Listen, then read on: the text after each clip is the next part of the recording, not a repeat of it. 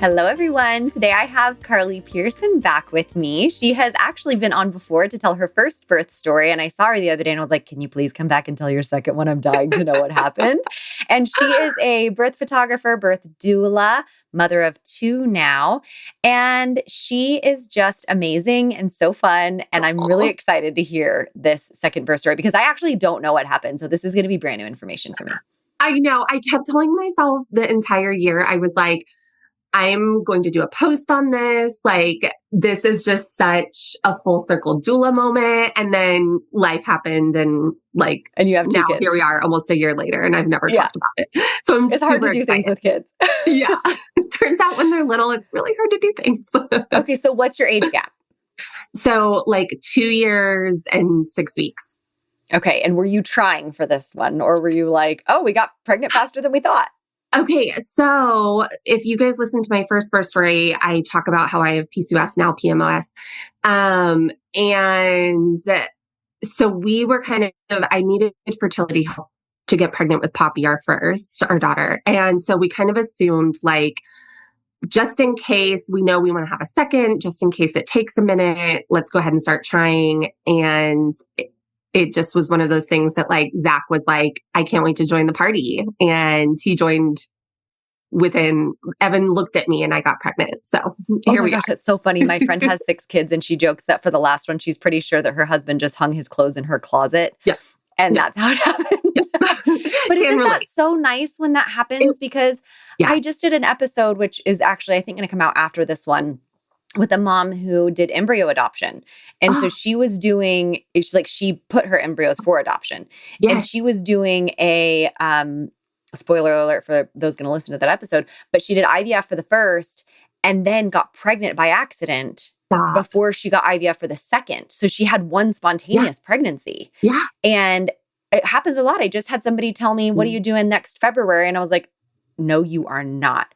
And she was like, yeah, we tried to wait the year like you said, but it took 7 months last time. We didn't realize first try we would get pregnant. Yeah. It's very common. It's a thing. And secondary infertility is also a thing. 100%. So it's so weird how it flip-flops. There's no way to know. It's a total flip of the coin. Yeah, I will say there were some signs that should have told me it was going to be easier. And the doula in me was like, I don't think this is going to be as hard. But my husband understandably was super nervous. He was just like, oh, if we have to do this again, let's just rip the Band-Aid. And I was like, I get it. So like I said, like you said, the secondary infertility, it's totally a thing. So it absolutely could have gone the other direction. We just happened to get lucky and it didn't. So yeah.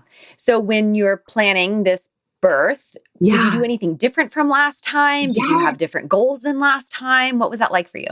Okay. So it's not even that I really had different goals necessarily. My goal was still the same, to have an unmedicated vaginal birth with the least amount of intervention as possible. Not because I'm anti-intervention. It's just that I am a very hands-off kind of person. I don't like my body being messed with. And so I was like, if I can, I'd like to do that. So I had such an amazing experience at Austin Area Birth Center North that I went back there initially. And what was really interesting is, this was my first time being pregnant in the new political climate that we're in, with some new policy changes. Last time I was towards the end of the pregnancy whenever the policy changes took effect. And so I didn't quite feel the political side of things as much, but knowing that I have PCOS, PMOS, I was very anxious that what if I have an ectopic pregnancy? Or what if I need progesterone and I have an early miscarriage? And because I was on progesterone supplementation for our first, I called Austin Area Birth Center and I lobbied pretty hard to come in for some early testing at about 6 weeks and just do an early scan to make sure that the embryo was in the correct place. Not even, I was like, I know you can't tell me if this is a viable pregnancy, but can you at least confirm that it's not in my fallopian tube? Which was there a reason other than you knowing the different politics? Was there something in your gut that was telling you maybe you had an ectopic pregnancy or that you were at high risk for this? Well, it's a risk factor for PCOS, PMOS. Okay. Oh, okay. I It didn't know is. that. And so, yeah. And so, that and miscarriage, you're just automatically higher risk for ectopic, mainly because like if your body isn't producing enough hormones to complete the process, if the egg gets, fertilized and then the hormones don't push it into the uterus, right? It just kind of hangs out in your fallopian tube. And it's like, this is the perfect place to nestle in. So it was just kind of one of those things where I was like, honestly, I felt scared. I felt scared that like if something happens to me, I think having a daughter, I felt that fear in a way that I didn't the first time, right? It was like, I'm scared something will happen to me and I don't want to leave my daughter, And so it I is think weird that, once you're a mom, isn't it? Yeah. It that changes was for more of the driving everything. You're like, factor. both of us are in the car at the same time, but our kids aren't. Like, what if something happens to both of us at the same time? These are like these parent intrusive thoughts that we get. Absolutely. And it's so interesting and unexpected. And so, yeah, it was an unexpected like twist, I would say, of like getting pregnant the second time was feeling like, oh my gosh, I'm going to be rocking my daughter's world. And then what if something happens to me in the process? That's really scary. So like feeling those anxieties in a way that I hadn't the first time was really interesting. But all that to say, I went into Austin Area Birth Center for those early scans. They confirmed it was in my uterus, baby was in my uterus, and my blood levels looked good. So they were like, we don't think, at this time we wouldn't advise you needing to go on progesterone, which I was really encouraged by as well. Wow. And so I didn't need progesterone supplementation. And they were like, whenever you come in for your pregnancy confirmation scan, which is closer to that like 9-10 week mark, they were like, we'll do your blood work again then and we can confirm. But all of that to say, two things happened. They saw that I had a hematoma. And so they were like, we just need to keep an eye on this. You may start bleeding. And there's no way to know if it's from a miscarriage this early or if it's because your hematoma is draining. And so that kind of put us on red alert of just like, cool. Am I going to go to the bathroom and like see blood? That was really like, hurry scary. up and wait. Yeah. Like, great. And then, correct. And then the second thing that happened was they were like, oh, by the way, we no longer take your insurance. I know. And we're so fortunate. We have amazing insurance. It's a very standard policy. It's like a very common policy holder situation, common insurance company. So there's no reason that they shouldn't. And I mean, I got pregnant basically a year and a half postpartum. So like it was a very quick turnaround that they stopped taking it. But all of that to say, from a financial perspective, that was kind of my whole like bonus, I would say, of going the birth center route was that in the event I need to transfer, I'm not starting over from scratch from an insurance perspective. Right. Not that all your decisions are about money, but in this case, I felt really strongly that if I can use my insurance, I'd like to. So whenever I found that out, I was like, this is really disappointing, And so my husband and I chatted for a long time. Needless to say, the hematoma resolved itself. So we were all good there, kept cruising. But we did ultimately decide to go the Moon Tower route. And so I wound up getting prenatal care through Moon Tower and then ultimately delivering at St. David's North with them. Awesome. Yeah. Okay. Yeah, I really love them. And actually, those midwives took care of me when I was pregnant with my son, when they were at the birthing center that was across the street that used to exist and doesn't anymore. So it's like really weird full circle moment for me when I get to have births with them. I'm like, I know. I can't believe I get to stand next to you now. It's very exciting. I mean, I feel the same way, right? Like and so many of my births now as a doula, right, are with them as well. Yes. And so it's like so much fun, right? Because you're able to be like, oh my gosh, like you caught my baby and now I'm here helping another person have a baby. And it's just You've seen my vagina. No. Exactly. You've seen my vagina multiple times. Good thing they've seen so many of them. They don't remember any of them. I know. That's what I keep telling myself. I'm like, they don't remember. It's I mean, us as doulas, we don't remember what anyone looks like. Tomorrow, I don't remember 3 hours later, So true. Yeah, so true. It's just, I don't even see them anymore. I think nipples too. I have to like pay attention. Is there a nipple in my photo? Okay, no, wait. Oh, I'm going to try to edit that out, I know. So Moon Tower, which is a great second option. Like, I'm really glad that we have that option here in Austin. Me I wish we had more of that. And was the plan to give birth in the birthing suites, the low intervention suites? Yep. The plan was to give birth in the low intervention suites. It was very early on in their practice in the sense that they were still very much like working out the kinks of the birth suites at NAMS.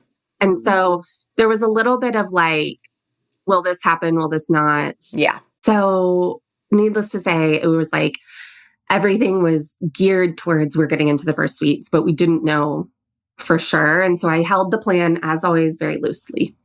Yeah, I remember that time because I had a lot of clients who wanted the birth suites and there were not enough nurses to go down to the birth suites and they were very disappointed. And I would tell them, if this matters a lot to you, we shouldn't be giving birth in the hospital because otherwise, I mean, this is just part of it, right? Yeah. Okay, so throughout your pregnancy, was the pregnancy pretty like nothing to write home about?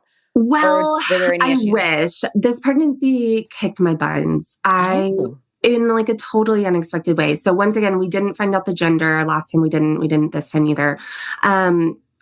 And I don't know why, but I really thought like, surely I'll be able to handle the nausea better. I was really only nauseous to the point of not having an appetite and not being able to really eat until like 16 weeks last time. So, which is a little longer, than what they usually tell you, right? But nothing abnormal. But I threw up daily until 32 weeks. Oh, friend. And it was like, and pulling over on the side of the bag. Oh yeah. Pulling over on the side of the road, emesis bag, toss it whenever I get to my location, like 4 times a day. It was so bad. And then in early March, I got norovirus and it depleted things so badly. I ended up having to go get an IV and it was just like a total nightmare. Gosh. And we tried Bungesta, we tried, all the different normal medications for it. And it really just nothing really helped. Did they qualify it as hyperemesis? They never did, especially because like my weight gain was totally normal and everything was tracking great. It's still debilitating. But it was debilitating. I had a client that had it so bad, she had a Zofran pump at home, like all the time. Honestly, like I get it because whenever it's that, debilitating, you're just like, please help me. And it really stunk because like the Zofran is very constipating, right? And so it's like, do I not want to throw up today or do I not want to have a bowel movement? It was like, which one do I want to take? And it can cause headaches. And it's not, they say that it can have issues with formation of baby. And it's like, which is very nerve wracking. Then you feel like selfish for taking it. It's like this whole mom guilt, literally. Yes, exactly. And so I'm like going through the cycle, but then I'm like trying to keep up with my toddler. I'm already feeling so guilty of like, oh my gosh, I'm about to rock her world. And this is such a sweet time. And I'm never going to have this time back, but like, I'm such a shell of myself. So there was like a lot happening, that contributed. And I was still working happily. I think I had a full birth docket, by choice, because obviously I didn't know that I was going to get pregnant. And I usually book, 6+ months out. And so my last birth ended up being the end of May and I gave birth 6 weeks later. So, I mean, oh my gosh. Yeah. So like you're puking every day. Yep. Several times. Were you puking at births? Stepping out to go puke. That was fun. My clients were like amazing. That was the silver lining was they were like so sweet about it, and I mean, they were just like, we can't believe you're here. There was a few that I had to be like, I'm so sorry. I have to send a backup. And they were so understanding. Well, and I've had some clients who, because I have some doulas right now that are pregnant. Right. And I had one client that when she found out her doula was pregnant, asked to switch doulas because she said, I can't ask another pregnant woman to squeeze my hips when I'm in labor. Like I just physically can't do it. Yeah. And I was like, I get it. I mean, I hate that for the doula because also labor and delivery nurses are pregnant all the time. Okay. For sure.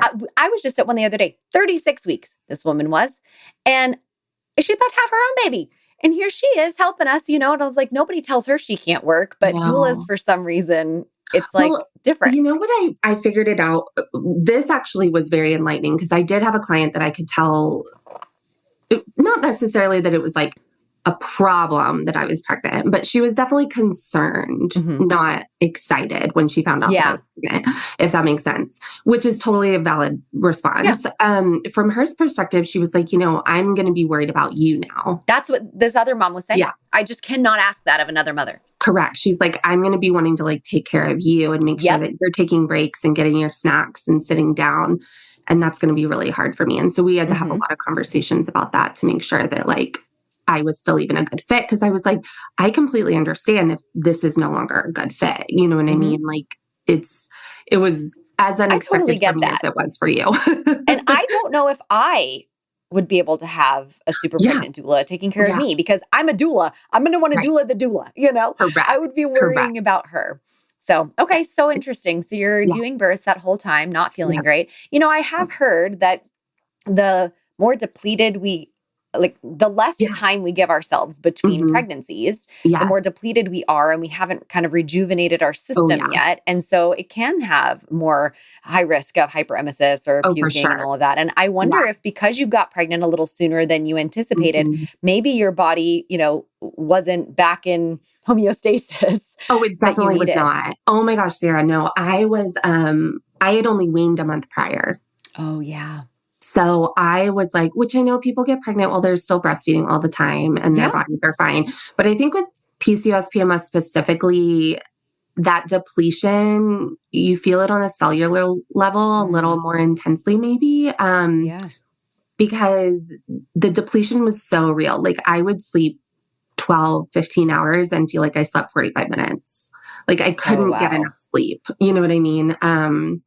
I couldn't get enough sleep. I couldn't stop vomiting. I was so hot all the time. I got really swollen. I gained a lot of weight this pregnancy. Which again, it's like all of those things can be pregnancy dependent, right? It can just be like your body's response. But what ended up being the most telling of my depletion was then whenever I went into labor, which I know we're going to get to. And so let's do it. Yeah. So, okay. So basically with this birth, I will also say I had a total unicorn first birth, right? Like if you asked me about my first birth, I'm like, give me 5 more of those. That was the best day of my life. I would happily do it 5 more times. That was so fun. Which no one usually says about their first birth. I know. I got a unicorn birth out of the gate and it has tainted me. So, everybody that I spoke to, whenever I would speak to them about planning for this second birth, they were so confident it was going to be fast. Easier and fast. Easier. Yeah. They were like, you gave birth so fast last time, you're going to sneeze and this baby's going to come out. And you see it as a doula. That is more common. That is more common, all the things. And so I didn't do a lot of mental prep. Granted, would I have even had the time to do the mental prep with a toddler? No, none of my second parents do. No, I don't think anybody does, right? Yeah. Even people that are like working normal 9 to 5s don't, right? Let alone somebody who's like, able to stop working a few weeks before they give birth. But needless to say, it was really interesting because I didn't do a lot of mental prep. And I had another weird thing about my pregnancy really quickly is I also had severe SPD pain starting at like 9 weeks. So I ended up going to see pelvic floor PT, shout out Labor, at 20 weeks onward, just to try to build back some strength. That was the one thing I did do for my birth to try to prepare because I could feel that I was so weak. And I was like, whenever we were talking, because I saw Becky, she was like, this isn't so much you preparing for your birth. It's you trying to set yourself up for success postpartum so that you're not like so weak postpartum that having heaviness and pee yourself all the time, And so that was really how I looked at like my pelvic floor training leading up to the birth. And then, and that did improve my SPD pain a little bit throughout my pregnancy. But, good. So anyway, side note, but so I get to the end of my pregnancy. Last time I gave birth at 39 weeks or 38 and 6 spontaneously. And so I just had this feeling. I was like, I'm going to go early again. And I was just like, I'm going to have all my ducks in a row, everything knocked out by 39 weeks. Maybe I'll be gifted like an extra week to go to the pool and lounge and sleep. Can I guess what happened? Of course. You went way over your due date. No. Oh, everyone who thinks they're going to go early goes late. You didn't get your extra week. Oh no. I woke up at 39 weeks on the dot and at 3 a.m. to pretty I woke up and I was like, do I have to go to the bathroom? Which, spoiler, I did. And as soon as I got up from the toilet, I was like, that was a contraction as well. And I was just like, okay. And I was like annoyed, to be honest. That's typical second time mom behavior. My second one, it was 5:30 in the morning when my wave started. I was like, not today, Satan. Like, it's the alarm has not gone off yet. Correct. I'm going to get nope. She doesn't wait. My daughter doesn't wake up for a little while. And I would just I was like, oh, maybe I should time them. So I would push the button and go back to sleep. Yeah. And I was like, I'm not doing this yet. Oh, yeah. No, I literally was like, is this prodromal? Maybe it's prodromal. Hopefully it's just prodromal. I was like hoping for prodromal labor. I was literally like, and then after like 45 minutes, I was like, it's not feeling prodromal labor-y. It's like, these are fat contractions. They were like, the only person that ever wished for prodromal labor is Carly Pearson. I know, literally. But it's so funny because this is just such a testament to how mental birth is. Like, by like 4:30 in the morning, I'd woken up Evan and I'd alerted our doulas of just like, hey, I'm having waves, but I'll keep you posted. But I was like, okay, here's my 2-hour birth.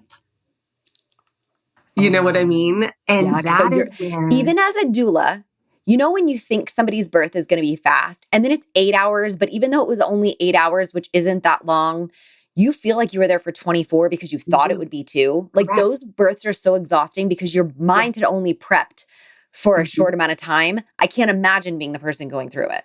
So it was so mentally hard because by the time that we had gotten my mother-in-law here and like I got in the shower, I got out, it was like 6 a.m. And I'm like, they're not getting closer together. They're staying very consistent. And then Poppy woke up at like 7 and they went completely away. Yep. The older child will do that. And I was just like, I still don't believe that this is prodromal, but I do think my body's not going to let me labor while Poppy's here. Mm-hmm. And so I want to say like I did take a nap. I woke up and every time I would have contractions, they were like minute and a half long contractions. Like you're like standing up, swaying, breathing through them, like full contractions. But they're like at this point twice an hour, and so it's like whatever. But those continued the rest of the day. And by like Evan and I went to lunch by 4 p.m. I was just like mad. I was like, where's my baby? This is so frustrating. I was like not into it at all. You know what I mean? Like, I think the first time I was like, oh, I'm so goddessy. And this time I was just like, this is infuriating. Like, this is not what I prepared for. And on top of it, I felt like I was underneath a time crunch from everybody on my support team, right? Because they were all like, you're going to have a fast birth. And then whenever I didn't, so then they kept checking in on me, which I appreciated because obviously I totally get it because it's like, if it does go fast, I need you here ASAP. But then it wasn't. So then I was just like, ugh. So needless to say, I took another like 2-hour nap. I woke up, Evan was making dinner and I sit down at the dinner table and I'm like, tears in my eyes, just like, where is this baby? Like at this point, I've been contracting since 3 a.m. It's like 6 p.m, and I'm just like, this is longer than my last birth. And I'm not even like into active labor yet. So what is going on? You know what I mean?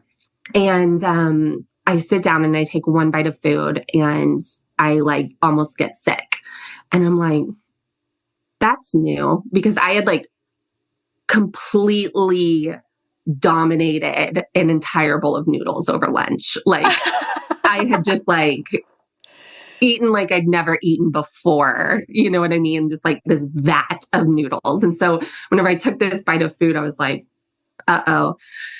And I was just like, I don't know. I guess there's the nausea, whatever, what else is new? And I get up and I'm like, I'm going for a walk. I'm like so mad. You know what I mean? You're like pouting. Yes, toddler I'm tantruming. pouting. I'm like totally having like a tantrum, which should have been a sign that like things were changing. Right. Mm-hmm. And instead I'm like, I'm going for a walk around the block. And my mom's like, take Evan with you. And I'm like, no, I just need to be alone. And she's like, take Evan with you. And I'm like, okay. We get to the end of the block. 5 steps behind me. Literally. And so we get to the end of the block and I had a contraction like at the end of the driveway. I get to the end of the block. It's not far. And I have another contraction. I'm like, that's the closest that they've been. Get to the, like, go another house, have another one, go another house, had another one. By the time we got like around the block, like 180, we only had to go another 180 to get back to our house. I was like bent over, hot and heavy, like, whoa, something's different. I think we need to go. And by the time we got back to the house, Evan had already called the doulas and we were like packing up to go. And so, I was just like, this just stinks. Funny thing also was like, my mom was here to, at this point, my mom and mother-in-law were both here and my mom was here to be with Poppy overnight. And she was like, my baby in labor. She's like, all like emotional. And I'm like, no. Oh, no. Yeah. You're like, no, you don't get to do that. Today is my day. So I thought that was really a funny, like little antidote of just like, oh my God, labor is so funny. Yeah. But anyway, so we get to the hospital at like 9 and I'm just like, it's not active labor, but I can tell that these are like active labor contractions, but the pattern isn't where it needs to be. And the sensations aren't where they need to be, but I can tell that like we're headed there. I was like, I'd probably guess we're at like a 5. And, the other really cool thing about going through labor for the second time, especially with the same partner, is like your partner knows you so much better this time. And so Evan was able to be like, it's not it. You know what I mean? Like he was even able to be like, not yet. And it's okay. You know what I mean? And it was like, no, it's not okay. And so, but it was like really cool to see that he was able to be like in tune with me in that way, which was really special. And so, as a doula too, I love that. Like, yes, as a doula, when you get to be with somebody at their next birth, and you all have that relationship already, it's so special. It's really beautiful. It is. It's like you're doing a dance that you don't even realize that you're doing. That you didn't practice the steps for. So it's really cool. So we get back to triage and Emily Darnell was our midwife on call. And I've done a lot of births with her. So that was really special to have her be the midwife on call that day. She's my favorite. Not that we're not supposed to have favorites, but oh my God, she's my favorite. I mean, she's just like the energy. I'm just like so in love with her. Very funny. It's very funny. And she also the most hilarious things to me. I know. And she also catches babies with her hair down, which like cracks me up. And it's gorgeous. It's like she's a model. I know. How are you doing this, Emily? We should make her uncomfortable and make clips of this on social media, I know, exactly. We love Emily. We love you. She's so great. So she checks me and she's like, you're like a 5, you're on your way. And I'm like, strip my membranes. And she's like, Carly, we don't need to do that. And I'm like, no. I have been laboring since 3 a.m. I'm exhausted. I'm over this. Like everybody told me I was going to have a 2-hour labor. How am I only at a 5? I'm like, I hate all of you. I hate all of you. And so she strips my membranes and that throws me into full blown active labor. Which was great because I was like, thank God. You're like so ready. I'm so ready to just tip the ball over the mountain. Yes. You know what I mean? It's like up until getting into active labor, you're just like, come on, I feel like you had a third mom's birth. Totally. It was very wild third cardy. Mom energy. Yes, it totally is. And it was very wild cardy in the sense that the other fun thing that happened was my blood pressure was through the roof. Because you were pissed. I don't know if it was because I was pissed or if it was because like my body, that depletion factor, right? Oh, yeah. Yeah. But every time Emily would be like, I think we need to do medication, I would like somehow pull a blood pressure out of my hat that was normal range, like normal 140. And we didn't have protein in the urine? None. And what was also really weird is I have historically very low blood pressure. And so to have blood pressure in the 180s that's very high for me. Yeah, that's not because you're mad. That's something systemic. Correct. And so, and it would sometimes go down to 155 or 160, and then I'd pull that 140 out of nowhere, and then it'd go back up to 185, and so. Which for anyone listening means you're not going down to the suites, even if there's a nurse to go. No, exactly. And so Emily comes in, because at this point, after Emily starts to remember and she leaves, the nurse is in. The nurses were amazing. I've worked with so many nurses at NAMC that thankfully I have a great relationship with a lot of them. And this one was no exception. And she was just like, Carly, I just want to give you a heads up. You're pulling some high blood pressures. And I was like, what? And I was just like, okay, so no birth suite. That's fine. But in my mind, I'm like, oh no, I don't want to get on MAG. And because my goal, was to go unmedicated. And so I was like, if I need to do the magnesium protocol, that's going to be hard to pull out of my hat to do unmedicated. So I'm like, okay, then we definitely have to get this ball on the roll. You know what I mean? And so I'm like, let's go. So they get a room for me, not a birth suite, of course. And Emily's like, would you like a wheelchair? And I'm like, no, I'm walking. We are getting this baby out. Like, let's walk. That'll help, So we walk over there. It does help. And at this point, I'm in like full blown active labor. And I am like, my water needs to break. And I could start to kind of feel it bulging a little bit, like on my cervix. Like I could tell, like, that's not baby's head. It's too squishy to be baby's head, and I'm not making progress with this, but it's not breaking and it needs to break. And Emily comes back at like 10:30 and she's like, I'm like, check me, which again was like also very unexpected for me because last time I think they were the ones that were finally like, we should check you. And I'm like, no, and just like, yeah, you argued with them last time. Yeah. And this time I'm like, check me, Emily. And so she like micromanage my labor, please. Correct. And so she checks me and she's like, it's not time to break your waters yet. Like, I think you need a little bit more time with your body so that you don't have like a railroad birth where you're just like, you've boarded the train and it hits you like a ton of bricks. And I'm like, okay. So I keep laboring and I'm on the toilet and I'm like, it's too big. And I'm like, this is too hard. This is so hard. At this point, I'm like grabbing my doula, Kim, and I'm like, it was not this hard. Why am I doing this again? Why is this so much harder? This is so hard. And I'm just like in excruciating pain, like the kind of pain where even after the fact, Evan was like, I at one point was like, she might get an epidural this time because like I couldn't get on top of it mentally. You know what I mean? Like, and you weren't from the start. And I wasn't from the start. Yeah. Exactly. There was no part of me that was like getting in the groove, surrendering like I did last time. It was pure just like, I'm fighting every single thing that's happening. And as a result, this feels way harder than it did last time. And way in more retrospect, painful. Do you think anything could have changed your mental space early on? I call it a come to Sierra meeting, like a come to Jesus meeting. Like yes, if your doula knew, which not that they would have known, but like if you had communicated with them, I'm in a really crap mood and I'm not in it today. And they were like, you better get your head in the game. Do you think if you had communicated that, would that have helped you? Or do you think you were just determined to be against it?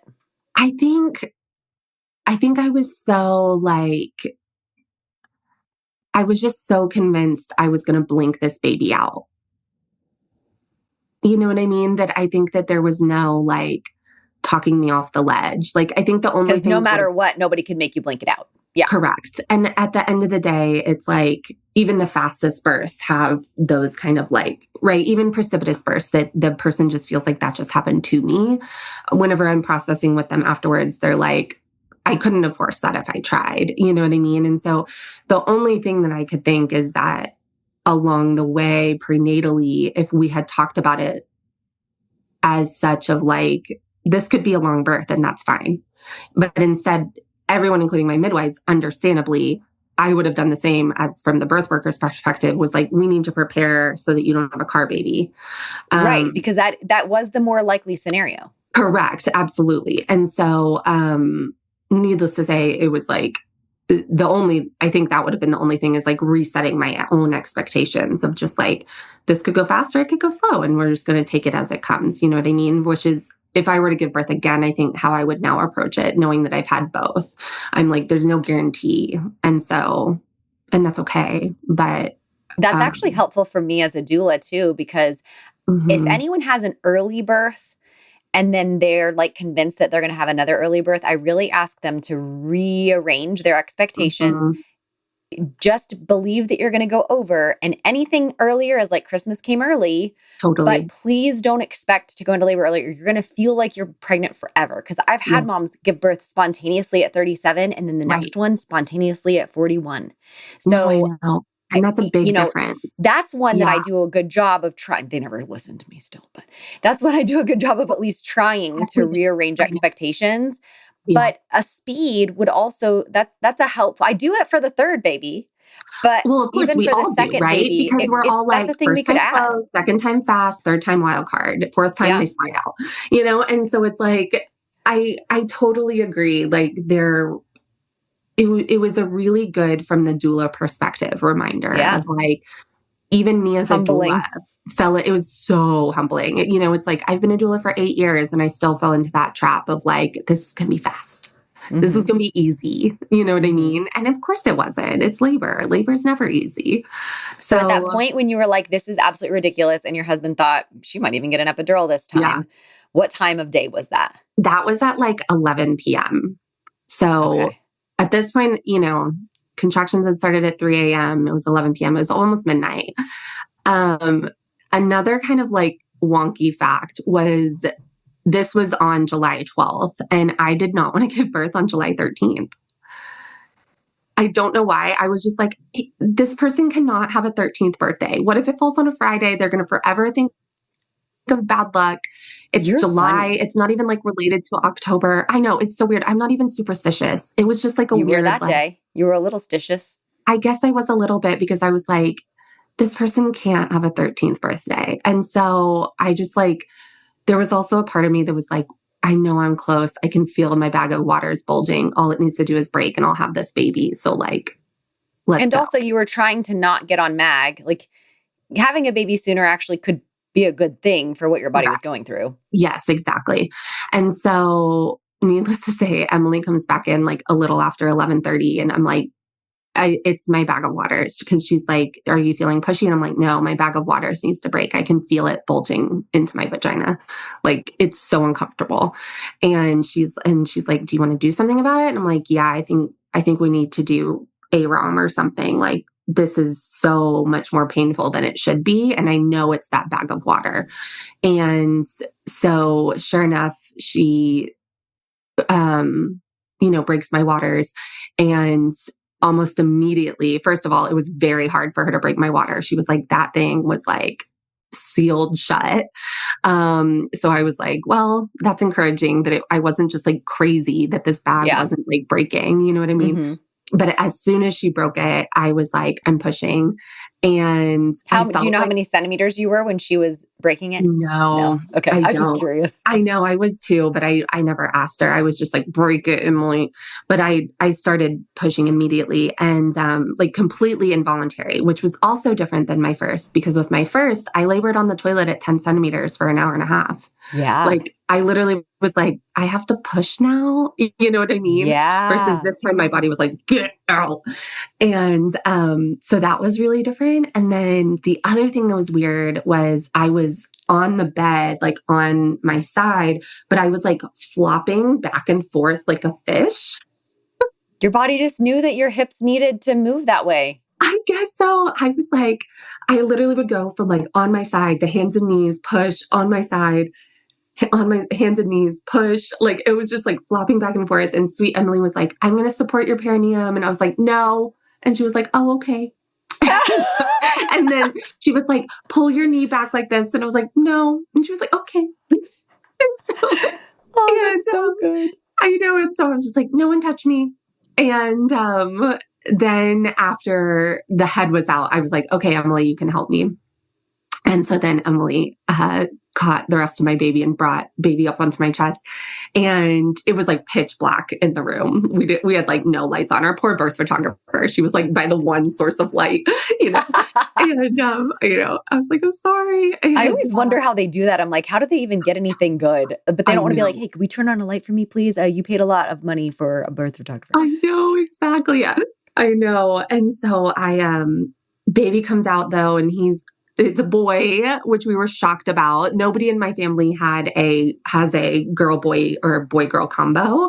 Everybody has like 2 girls, 2 boys. That's like fun. How it is. And so we're the first to have that combo, which was really special. And we were both shocked. We were both like, I can't believe we have a son. And we really hadn't like put that much thought into the boy name, to be honest.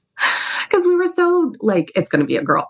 And so then we're like, I guess we need a name. But my sweet husband was like, where's its vagina? And oh my gosh, we literally were just like, we were shocked that it was a boy.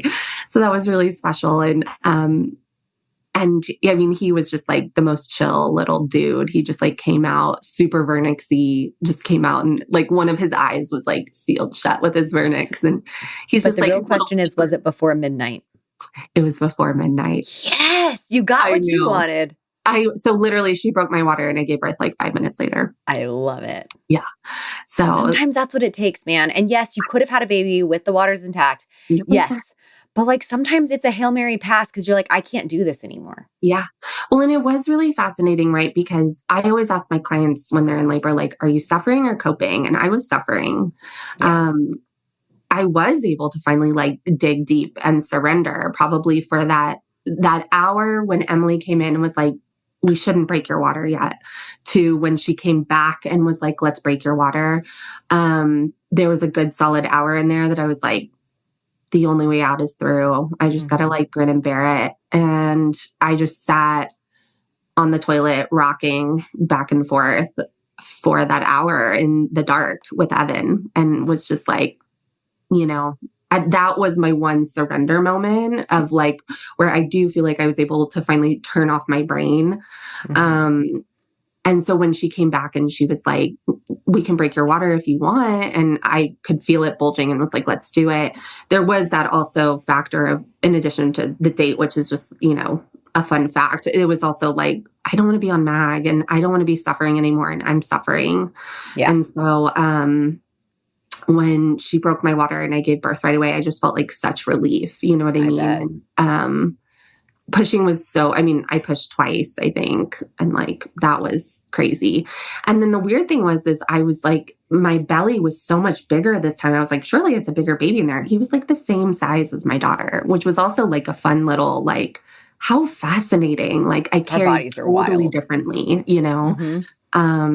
Yeah, it's so wild. So I had more fluid or whatever, like sure. He was in a different position. It is really neat. Yeah. What our bodies he had also, actually, I'd completely forgot about this. He had gone breech at one point, at like 32 weeks. And they were a mind game, Carly. Yeah. So at one point, I think at like 32, 34 weeks, something like that, we were like, are we going to do an ECV? So then we were like, we spent the last half of that last few weeks of the pregnancy trying to flip him. And there was a lot of fluid. It was a big swimming pool because I could feel him doing somersaults in there. And then at the end, even that, I was like, so is he head down? You know what I mean? Like I'm so glad he was. Oh, yeah. I would hate that for you so much. I had that happen to one of my clients. I know. Head down until after the 36-week scan. All of a sudden, she's like, something happened. And she went in and she'd already had a successful vaginal birth with the first. And then this baby was breech. And I gave them all their options and an ECV failed. And I gave them all their options. And I was like, we could just do this at home if you want. Like, you had a beautiful vaginal birth. She decided to do a C-section. But I mean, which is fine. But it's just like, what a bummer. I know. That this baby flipped. So I'm so glad that he flipped back. I was very grateful. I was like, thank you. Because this baby definitely like kept me on my toes the whole time, Yeah. So the pregnancy was totally different than the first one. And the birth was totally different. Yeah. How was postpartum? Also totally different. Completely different. In a good way though. Last time was hard?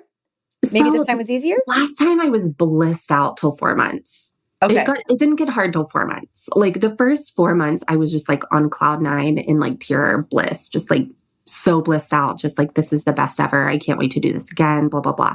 At 4 months is whenever I would say like the sleep deprivation started to hit me, and that's like a totally different type of hard than what I experienced this time. This time my blood pressure didn't stabilize till about 6 or 8 weeks. So I ended up having to go back to the hospital at a week postpartum. Which was scary because I had a headache that wouldn't go away and I was seeing spots. And then I also had a lot of hemorrhoids this time, which I didn't last time. So that was hard in a different way. And then on top of it, what I didn't realize is whenever you go back to check for postpartum preeclampsia or hypertension, when they take a urine sample because you're bleeding vaginally postpartum, you have to do an in and out catheter. They can't just have you pee in a cup. So they had to do an in and out catheter. That gave me bladder spasms in addition to a UTI. So I ended up on antibiotics. And then you had a go girl of it. Oh my gosh. So that was just my own body. And then on top of it, I felt the hormonal drop way worse this time. Like it was really interesting. I feel like by day 3, like I woke up and I was just like, whoa, like I am low. My hormones are low. Like I don't feel good. You know what I mean? I feel very anxious and I feel like cellularly depressed. There's nothing situationally that's going on that's like would at all contribute to this. And I feel like really sad. So that was a little unexpected. And so thankfully I have a great care team and we were able to address it really quickly, but it was definitely one of those, that was also shocking, right? Because last time I didn't have any of that. And you are such a happy person in general. Like you carry joy and like spread joy constantly. So hearing that you felt that way, I mean, that is a drastic difference from who you are. It was drastic and for sure. And like, I definitely tend to be an anxious person, but the depression was what I was like, whoa, there is a difference between the two. And this is really crazy because like I said, it was so not circumstantial. And so that was also kind of shocking and jarring for me I was like, here I am feeling this way in the best scenario that you possibly could. I feel so fortunate and lucky. And here I am experiencing this thing. And it's just so fascinating because postpartum mood disorders, they don't discriminate. You know what I mean? I call them an equal opportunity jerk.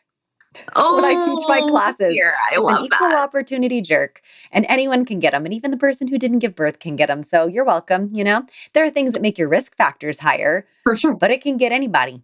Yeah. It's coming. It can come for anyone, which is so unexpected. So that was really different. And then the other thing that was really hard was Zach, had silent reflux, which is different from typical acid reflux because he wasn't colicky. He wasn't crying all the time and he wasn't spitting up his feeds fully, but it did mean that he also had a lip and tongue tie. So we had to do the whole revision again, had a lot of body tension, had a head tilt, had torticollis, all the same stuff that Poppy had. So we had to do all the things, but the reflux was really frustrating because basically as soon as you put him down, he was in pain.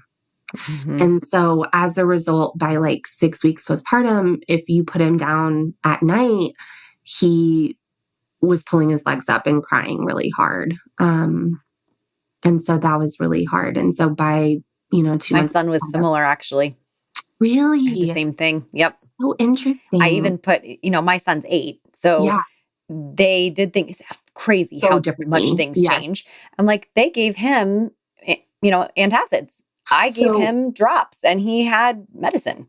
So we ended up opting for that actually, because it was so bad because he wouldn't sleep. He was up from midnight to 6. And then as a result, he wasn't sleepy enough or he was too sleepy during the day. So then he wasn't getting enough tummy time. So then he became behind on milestones. And so then, I mean, it just got to the point. I mean, by 6 months, he wasn't rolling over. So then everybody was stressed out and everybody was like, he needs to be in PT. So then we start PT and they're like, well, his tummy time hasn't been effective until now. And I mean, it was just like one roller coaster after another. Man, oh man. I know. Carly, you have had a roller coaster. It's been so crazy. Yeah. It's night and day. I know. Not to mention the fact that like I have a toddler who's adjusting to now having a sibling. Right. You know? Right. Yeah. With really big feelings. She has really big feelings. So I've had a couple of clients recently have the same age gap. Yeah. And have the older one really is struggling. And the parents didn't anticipate it. No. And they're like, oh, she was so happy and fine. And it's actually mostly the little girls. When it's an older girl, I'm noticing that there is a harder time. Most of the families that I have that have a boy that's older aren't struggling in the same way. I know. I feel the same way with a lot of my clients, but that older girl dynamic can sometimes, I don't know if it's just because like that attachment to mom can just really rock them, especially if mom ends up body feeding or something, because that ended up being Poppy's trigger. Was every time that I would nurse Zach, she would get jealous and lose it because she'd be like, well, why does Zach get mommy time like that? And that used to be mine. And I want to be the baby and I want mommy milk. And what do you mean I can't have it anymore? And why does Zach get it and I don't? And, you know, it's like. And little girls, the hormones of a toddler are really wild. It's funny. Yeah. Hormones of a toddler, hormones of a teen, and hormones of perimenopause. Those are three really big, you know, shifts. And after a baby. I just recently did an interview with an author who has a book called The Mother Year. And she talks about matrescence and how matrescence is not talked about enough, but it's similar to adolescence and how we have to talk about this. I would say there's toddlerescence, especially for girls. They are teenagers. Let's be real. But they're trying, their hormones are very different than a 2-year-old little boy and the hormones that are going through their bodies. So there's definitely a regulation there that is different. I totally agree. Absolutely. So I mean, it's been a big adjustment. It's been a hard year. You are resilient. Thank you. Yeah. I mean, I had no idea that this is what has been happening behind the scenes because like I said, you just exude joy and, that's just your personality, you know, but all of us have something going on under the surface that maybe not everybody knows about. And I'm just so thankful that you shared this story with us. And I kind of just threw it out there last time I saw you going, hey, whenever you're ready, follow up story. And you're like, let's do it. I was like, oh, okay, you're ready. I'm in. Yes, please. Oh, thanks, Sierra. No, I really appreciate the opportunity. It feels really cathartic. And I feel like I'm finally in like a good place to talk about it without just crying and being like, this is really hard. That's fair. So I don't think I was even 2 months ago ready to necessarily like be able to talk about everything that we went through. And in hindsight, it's like, these are all super manageable things. You know what I mean? They're like, we have food on the table. We have a roof over our head. We can pay our bills, like in the grand scheme of things, but it doesn't make it easier. Like, no, you know, it's like no comparison. You can't compare. Yes, I know. It, like people like first world problems. You're like, I know, but it's still still a thing. For sure. Right. It's still, it's like you can still have a postpartum mood disorder and you can still not have a big village that is necessarily just going to, we have an incredible village that steps in, that offers help. And we're so fortunate, but we don't have grandparents here that can just like at the drop of a hat, you know, fill in childcare. And I've still been working over the past year. And so, I think there's a component of like the working mom with 2 factor or with multiples, that has definitely been like something I've thought a lot about over the past year of just like, why is this so much harder? And your attention is just so split, you know, and you don't have the capacity to, it's like, you're just putting out fires all the time. I always say that I'm juggling a lot of balls and one has to drop for the other ones to stay in the air. There's always one that's going to be on the floor. It has to. For sure. 100%. And I also kind of joke that, not to, make ADHD a joke, but all moms have it, I think. Yeah. I think every mom has it because how can we not? It's how we survive. I know. So. Well, I mean, just like the mom brain itself, right? I mean, I remember there were points over the past year that I would literally turn to Evan and he'd be like, we talked about this. And I'd be like, I have no memory of that. Tell me again. Tell me. You're going to have to tell me like we never talked about it because I have no memory of ever talking about it. Yeah. Sometimes I'm like, I didn't hear anything you just said because I was totally thinking about something else. So can you tell me again what you just said? And I used to get irritated with my mom for doing that. And now I get it. Me too. Now it's my daughter annoyed with me. Well, of course. But I'm like, it's going to happen, honey. You're going to see.